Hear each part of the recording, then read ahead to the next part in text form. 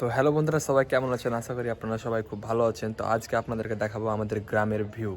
তো আপনাদেরকে পুরো গ্রামটাকে আমরা আজকে ঘুরে দেখাবো। তো প্রথমে আপনাদেরকে আমাদের ছাদ থেকে ভিউ দেখিয়ে দিই। তো আমাদের গ্রামের কথা যদি বলি, তো এটা হচ্ছে গ্রাম আর এটা হচ্ছে নদী, আর নদীর ওই পারে হচ্ছে বাংলাদেশ। আর এই গ্রামের পাশে ওই ধারে আছে আর একটা মাঠ। তো আপনাদেরকে সবটাই দেখাবো। তো চলো নিচে যে আপনাদের সাথে কথা হবে। তো বন্ধুরা, এটা হচ্ছে আমাদের পুল। আপনাদেরকে আমাদের পুলটা ভালোভাবে দেখে দিই। আর এখানে হচ্ছে গ্রাম খেলা, ছোটো ছেলে মিলে খেলছে। এখানে একটা বাচ্চা আছে গ্রামের কাছে, আমার এটা ফ্রেন্ড খেলছে। তো হ্যালো বন্ধুরা, এখন আমি চলে এসেছি আমাদের গ্রামের নদীতে। এটা হচ্ছে আমাদের নদী। আর আমাদের গ্রামে সেরকম বিল্ডিং বা কিছু নেই, সাধারণত বেশিরভাগ রয়েছে টিনের বাড়ি এবং পাকা বাড়ি, এগুলাই। আর আমাদের মানুষের জীবনযাপন শুধু মাঠ দিয়েই হয়। আর যারা মানুষজন বিদেশে যায় কাজ করতে, তারা আর এই মাঠে তারা আবাদ করে খায়।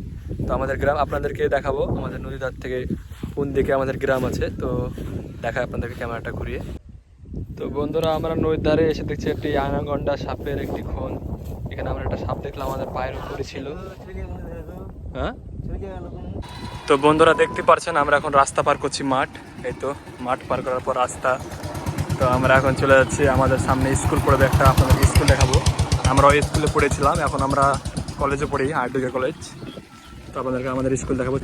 জায়গাটার ভিউটা আপনারা একবার চেক করেন, কত সুন্দর একটা জায়গা।